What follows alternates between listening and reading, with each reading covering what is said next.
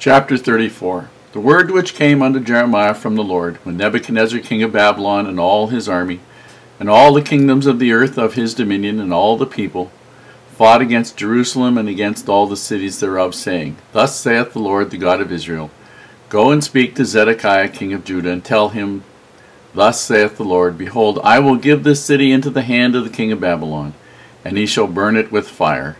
And thou shalt not escape out of his hand, but shalt surely be taken and delivered into his hand. And thine eyes shall behold the eyes of the king of Babylon, and he shall speak with thee mouth to mouth, and thou shalt go to Babylon. Yet hear the word of the Lord, O Zedekiah king of Judah. Thus saith the Lord of thee, Thou shalt not die by the sword, but thou shalt die in peace.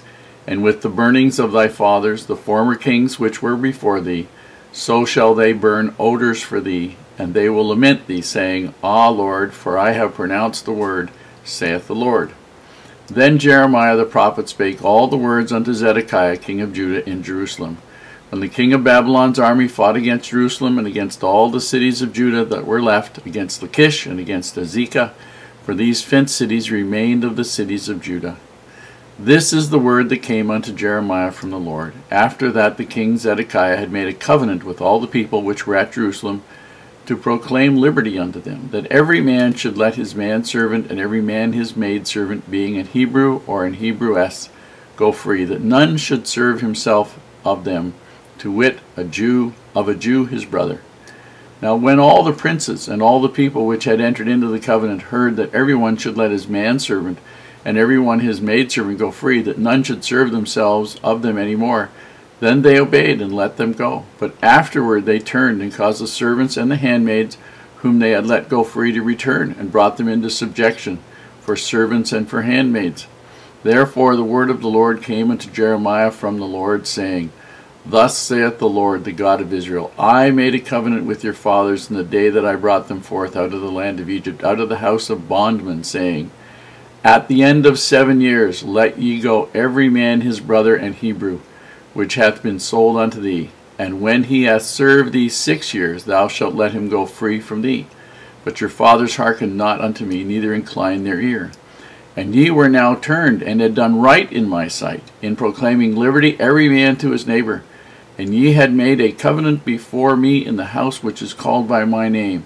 But ye turned and polluted my name, and caused every man his servant, and every man his maidservant, his handmaid, whom ye had set at liberty at their pleasure, to return, and brought them into subjection, to be unto you for servants and for handmaids.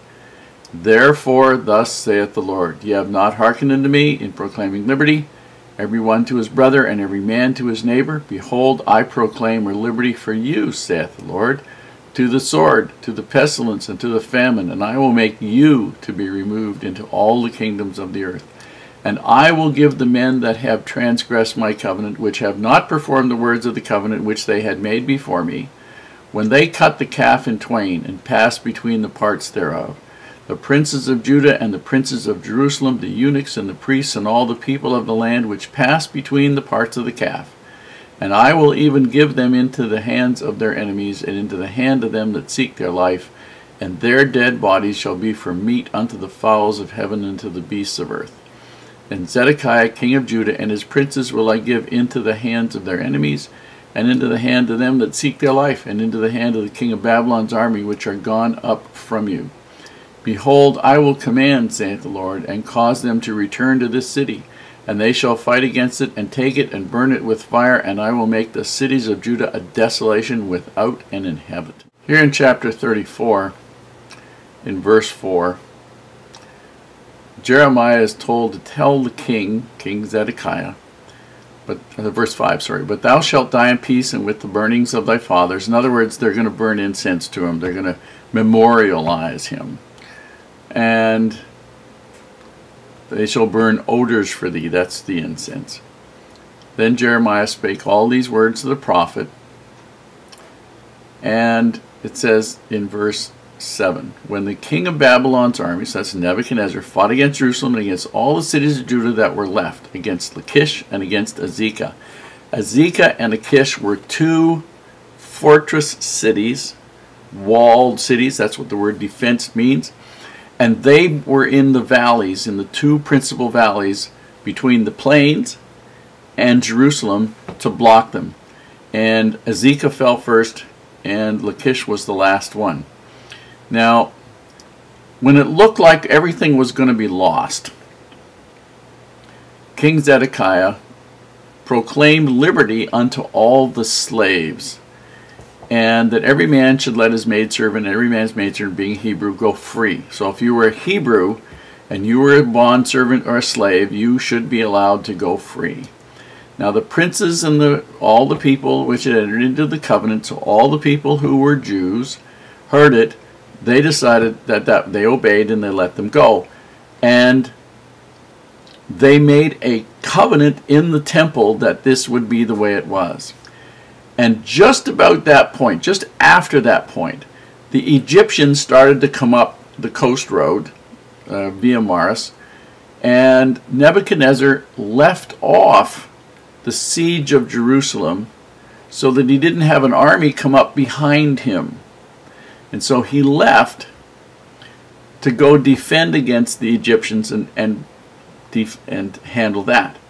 And then it says in verse 11, but afterwards they turned. That means they changed their mind. These are the princes and all the people that had slaves, and caused the servants and the handmaids whom they had let go to become slaves again.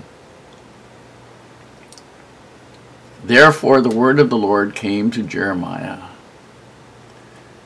and he was not pleased. And he said, but basically verse 15, and ye are now turned, and had done right in my sight, in proclaiming liberty every man to his neighbor, and ye had made a covenant before me in the house which is called by my name, in the temple.